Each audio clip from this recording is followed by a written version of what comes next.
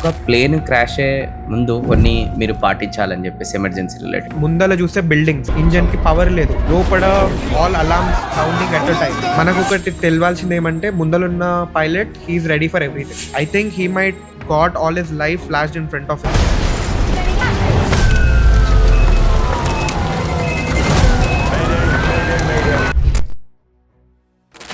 And అలానే ఒక plane crash అయ్యే ముందు మీకు డెఫినెట్గా పైలట్స్కి తెలుస్తుంటుంది కాబట్టి ఇదంటే ఇక్కడ చాలా టైం తక్కువ ఉండే, బట్ కొన్ని సందర్భాల్లో మీకు టైం ఉంటుంది.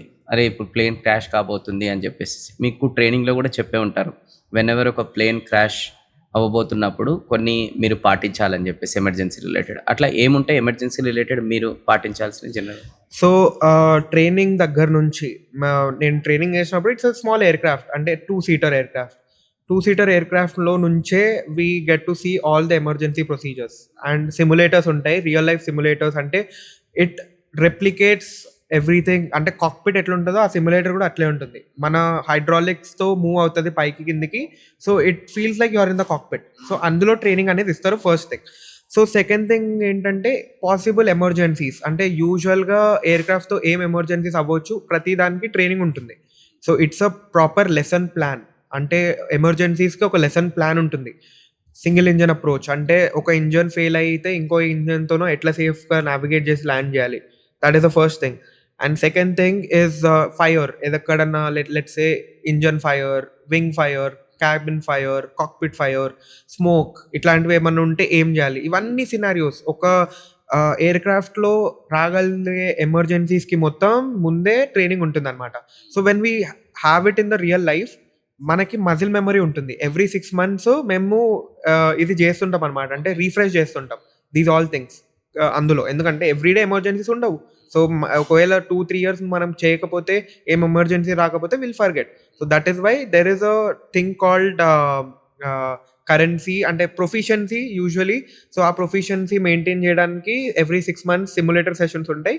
ఆ సిమ్యులేటర్ సెషన్స్లో every emergencies will be shown, మళ్ళీ మనకి చేసి చూపించాలి. సో దాన్ని బట్టి మన మజిల్ మెమరీ అనేది అట్లనే ఉంటుంది. ఏదైనా ఎమర్జెన్సీ అయితే ఫస్ట్ మన మైండ్ కన్నా ముందు మన మజిల్స్ యాక్ట్ అవుతాయి. సో ఒక ఫ్లో అనేది మేము కాక్పిట్లో ప్లాన్ చేస్తామన్నమాట. దిస్ అ ప్రొసీజరల్ ఫ్లో, అంటే కింద నుంచి ఇట్లా పైకి వెళ్ళడం, అంటే బటన్స్, ఇక్కడ ఉన్న బటన్స్, పైన ఉన్న బటన్స్ అన్ని ఇట్లా ఒక ప్రొసీజరల్ ఫ్లో అనేది ఎవ్రీ ట్రైనీ పైలట్ దగ్గర నుంచి నేర్పిస్తారనమాట, ప్రొసీజరల్ ఫ్లో. అండ్ అది రియల్ లైఫ్ సినారియోలో వచ్చినప్పుడు మన చేతులే అది ఆటోమేటిక్ మజిల్ మెమరీ ఉంటుంది. ఫార్చునేట్గా aviation and air travel is still the safest means of travel. ఎందుకంటే కార్ యాక్సిడెంట్, లేదంటే bike accident, train accident, bus యాక్సిడెంట్లో ఉన్న ప్రాబబిలిటీ ఎయిర్ యాక్సిడెంట్లో ఇంకా చాలా ఎక్కువ. 1 in a million is what air ట్రాఫిక్లో, అంటే ఎయిర్ ట్రావెల్లో ఉండే chances of dying. But it is still the safest because of all these parameters taken care. మనకు ఒకటి తెలియాల్సింది ఏమంటే ముందలున్న pilot he is ready for everything. He is trained and he is ready for everything. ఏ సినారియో వచ్చినా he will not give up. కొన్నిసార్లు మనకి గ్రహాలు అనుకూలించేలా అంటారు కదా, గ్రహాలు బాగాలేవు, అది ఇదని, టైం బాగాలేదు అంటారు కదా. అట్లా లేనప్పుడు, అవుట్ ఆఫ్ కంట్రోల్ వెళ్ళినప్పుడు ఎవరు మాత్రం ఏం చేయలేరు. But any situation, any scenario, the person inside the flight deck will take care. ఇది అందరికీ ఒక లెసన్ టైప్ ఉండాలి. వాళ్ళకి తెలుసు ఏం చేస్తున్నారో వాళ్ళు.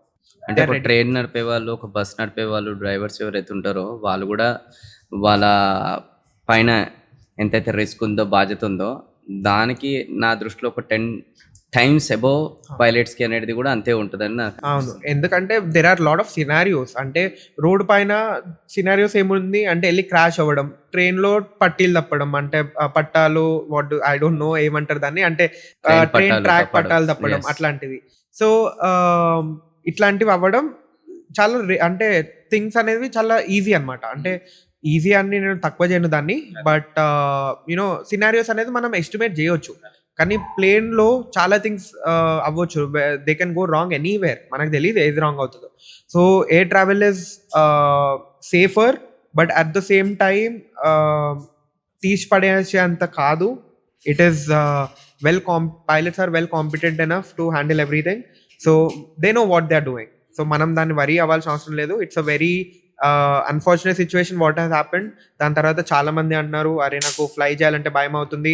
మీకు భయం అవ్వట్లేదా, మీరు వెళ్ళి ఫ్లై చేస్తున్నారు అంటే, కొన్ని జాబ్స్ ఎట్లా అంటే ఏది అయినా కానీ మనం ఆపొద్దు. You can stop flying. మనం ఫ్లయింగ్ ఆపేస్తే ఇండియా ఎకనామీ మొత్తం అయిపోతుంది, because there are people who flying every day. So ఆ ఒక థింగ్ ఉంటుంది మనకి, దాట్ ఓ రెస్పాన్సిబిలిటీ. ఏదైనా కానీ డ్యూటీ ఫస్ట్. ఇప్పుడు సోల్జర్స్ కూడా, ఒక సోల్జర్ ఇఫ్ ఈస్ హర్ట్, వాళ్ళు లైన్ ఆఫ్ డ్యూటీలో ఒకరికి ఏమన్నా బుల్లెట్స్ తాకి ఇఫ్ దే ఆర్ హర్ట్, ముందులో ఉన్న వాళ్ళు they can just stop the battle, right? అంటే వాళ్ళు ఫైట్ చేసేది ఆపలేరు, వాళ్ళు ఫైట్ చేస్తూనే ఉంటారు. ఇది అంతే. మనకు ఒక ఇన్సిడెంట్ అయింది, yes it is heavy for everybody, but we can just sit at home, మనకి భయం అవుతుంది ఇట్లా అని ఉండదు. Still I will say air travel is safer. ఎవరికైతే ఈ ఇన్సిడెంట్ తర్వాత భయం అవుతుందో, no need to worry at all. It is an unfortunate event which has happened, but everything is taken care of from the flight deck. Everybody, అందరు ఉన్నారు. ఇంకా ఆ ఒక్క ఇష్యూ అంటారా, ఇంకా యాక్సిడెంట్స్ అనేవి మన చేతిలో లేవు, అంతే. అండ్ అలానే ఇప్పుడు ఈ మధ్యకాలంలో కూడా ఈ హైజాక్లు కూడా చాలా సంవత్సరాల తర్వాత అసలు మనకి జరగలేదు. లాస్ట్ అటాక్ వర్త్ కాందారి రిలేటెడ్గా హైజాక్ ఏదైతే అయ్యిందో, ఎందుకు అనంటే మన దగ్గర కూడా చాలా కొన్ని జాగ్రత్తలు తీసుకున్నారు. దాంట్లో వన్ ఆఫ్ ద థింగ్ ఏంటంటే, ప్రతి ప్లేన్లో ఒక ఆర్మీకి సంబంధించిన ఒక వ్యక్తి, ఒకరో ఇద్దరు నాకు తెలియదు అది, బట్ ఉంటారు. అది డొమెస్టిక్లో, ఇంటర్నేషనల్లో రెండిట్లో ఉంటారా? అసలు ఏంటి దీని? సో యూజువలీ ఇండియాలో, so it is a security related thing. ఇండియాలో things can't be disclosed outside, but talking about the world, yes, for some airlines, for some countries air marshals అని ఉంటారు. So they are well trained. ఇంతకుముందు ఇది చాలా common practice ఉంటుండే, like one person అతని డ్యూటీయే ఫ్లైట్లో సేఫ్టీ చూసుకోవడం. సో వాళ్ళు వెళ్తారు. సో ఇప్పుడు ఎట్లా అంటే, మనకి ఉన్న స్క్రీనింగ్స్ ఎయిర్పోర్ట్లో, లేదంటే మనం అండర్గో అయ్యే ప్రొసీజర్ ఏదైతే ఎయిర్పోర్ట్లో ఉందో, ఇట్ ఈస్ సేఫర్. ఎప్పుడైతే CISF వాళ్ళు స్ట్రిక్ట్ చేశారో, ఎవ్రీవేర్ మనం ఎయిర్పోర్ట్కి వెళ్ళినా కూడా మన షూతో సహా మొత్తం ఇప్పిస్తారు. So it has become safer nowadays. So I don't see any air marshals in India, but యూజువల్గా it has been a practice of air marshals. వాళ్ళు కొంచెం ట్రైన్డ్ ఉంటారు to avoid these kind of scenarios, but ఇప్పుడున్న సినారియోస్లో మాత్రం it is highly impossible for that kind of things to happen. Security అనేది India చాలా సీరియస్గా తీసుకుంటుంది. Keep it at the border, keep it at the airports. Airports are the most secure. నా అంచనా ప్రకారం they are the most secure places in a city. Airports అనేవి ప్రతి ఒక్క దగ్గర డిటెక్టర్స్ ఉంటాయి, ప్రతి ఒక్క దగ్గర ఆర్మీ మూవ్మెంట్ ఉంటుంది, ఎవ్రీవేర్. అండ్ ఎవరు పడితే వాళ్ళు ఎంటర్ అవ్వలేరు అట్లా. You have an airport entry permit, and ఆ ఎయిర్పోర్ట్ ఎంట్రీ పర్మిట్ ఇష్యూ చేయాలంటే బ్యాక్గ్రౌండ్ వెరిఫికేషన్ ఉంటుంది. You don't just get the airport entry permit. Work చేసే వాళ్ళు కూడా వాళ్ళకి పోలీస్ వెరిఫికేషన్ అట్లాంటివన్నీ ఉంటాయి. సో అవన్నీ ఒక స్టాండర్డైజ్ ప్రొసీజర్ ఉంది కాబట్టి things are very safer now. Talking about the security అంటే హైజాక్స్ ఇట్లాంటివి, బట్ అవును, హైజాక్స్కి ఎవ్రీబడి ట్రైన్డ్, బట్ అట్లాంటివి అనేది అవ్వలేదు 1999. Touch wood, it should not happen again. Correct. అంటే ఒకవేళ ఎప్పుడే ఎమర్జెన్సీగా ఏదైనా హైజాక్ ఎవరైనా చేసిరని తెలియంగానే, లేదంటే కార్పెట్లకు ఎంటర్ అయ్యి కూడా మీకు కూడా ఏదైనా ఎమర్జెన్సీ చేసిరనుకోండి, మీ తెనగానే ఏమైనా ఎమర్జెన్సీ బటన్ ఉంటుందా? సో యూజువలీ ఎవ్రీబడి నోస్, అందరికీ తెలుసు, మూవీస్లో కూడా చూపిస్తారు ఇదంతా. Squawking 7500, that's a distress code హైజాకింగ్కి. స్క్వాక్ అనేది బేసికలీ ఒక line of communication between the aircraft and the ATC. అంటే వాళ్ళు మనల్ని ఐడెంటిఫై చేస్తారు ఆ కోడ్తోన. అంటే మనకి ఇప్పుడు రేడార్ ఉంటుంది కదా, ఆ రేడార్లో వాళ్ళకి మన ఎయిర్ క్రాఫ్ట్ కనిపించాలి అంటే మనం ఒక కోడ్ ఎంటర్ చేయాలి. ఎవ్రీ ఫ్లైట్కి ఒక కోడ్ ఇస్తారు స్టార్టింగ్లోనే.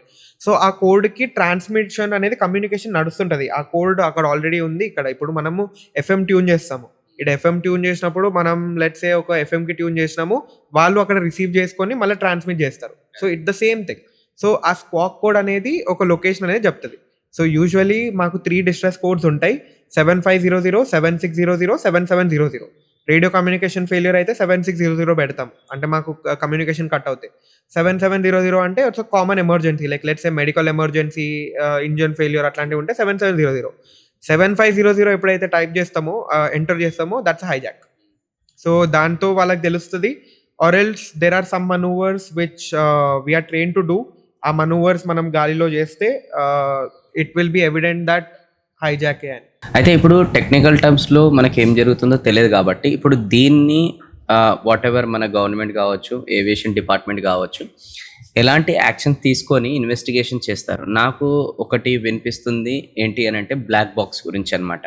అంటే అది one of the major important evidence and source అసలు ఎగ్జాక్ట్‌గా ఏం జరిగిందో తెలవడానికనమాట. అయితే వాట్ ఈస్ బ్లాక్ బాక్స్ అసలు? అండ్ దాని ద్వారా ఇప్పుడు నెక్స్ట్ వాటెవర్ మన ఏవియేషన్ డిపార్ట్మెంటు ఏం తెలుసుకుంటుంది నెక్స్ట్? సో బ్లాక్ బాక్స్ అనేది అది బ్లాక్ బాక్స్ అంటారు, కానీ it's a bright orange colour ఒక సిస్టమ్ అనమాట ప్లేన్లో. సో అది దాని రెస్పాన్సిబిలిటీ ఏంటంటే, ప్లేన్లో ఉన్న ప్రతి కన్వర్జేషన్, కాక్పిట్లో ఉన్న ప్రతి కన్వర్జేషన్ అనేది ఇట్ విల్ రికార్డ్. అది రికార్డ్ అయిపోతుంది. అంటే మనం ఎయిర్ క్రాఫ్ట్ నుంచి గ్రౌండ్తో మాట్లాడిందే కాకుండా, అంటే ఏటీసీతో మాట్లాడిందే కాకుండా పైలట్స్ మాట్లాడుకున్నది కూడా రికార్డ్ అవుతుంది అందులో. అది ఒకటి ఉంటుంది. ప్లస్ ఆ బోయింగ్ 787లో there is a lot of external cameras అనమాట. అంటే ఎక్స్టర్నల్ కెమెరాస్ ఉంటాయి ఎంటర్టైన్మెంట్ టైప్కి ఫర్ ప్యాసింజర్స్. అంటే మనం కొంచెం లాంగ్ హాల్ వెళ్తుంటే it has been considering as an entertainment, అంటే వ్యూస్ కనిపించడానికి. సో ఆ ఫ్యూటేజ్ ఏదైతే ఉందో మొత్తం రికార్డ్ అవుతుంది. అండ్ ఫ్లైట్ డేటా పారామీటర్స్ మొత్తం రికార్డ్ అవుతుంది. So that is a crucial evidence for every incident. అంటే ఇప్పుడు అంటే మనం ప్లేన్ ఇంత స్మాష్ అయినా కూడా Yeah. ఇవేం కావా వీటికి? దీనికి ఏం కాదు. ఇది చాలా స్ట్రాంగ్ అన్నమాట. ఇది అనేది ఒక protected metal. It's a metallic one. కొంచెం ప్రొటెక్టెడ్ ఉంటుంది అది. అండ్ ఎంత వైలెంట్ గా క్రాష్ అయినా కానీ there is lot of chance for black box to survive. And black box అనేది మెయిన్ టర్నింగ్ పాయింట్ మన ఎనీ ఇన్వెస్టిగేషన్ కి. I hope the authorities tell what it is. ఎందుకంటే నేను ఇంకా కొంచెం చూసాను from other pilots who are telling this. అంటే some Hindi content creators వాళ్ళు ఏమంటున్నారంటే, ఇది నాకు తెలీదు, నేను కొత్తగా నేర్చుకున్నాను నిన్న, దట్ ఇండియాలో లేదంటే ఎక్కడైనా కానీ పైలట్ పైన బ్లేమ్ చేస్తే ఇన్సూరెన్స్ అనేది ఈజీగా వస్తుంది. ఎందుకంటే ఎవ్రీ ఎయిర్క్రాఫ్ట్ హ్యాస్ ఇన్సూరెన్స్.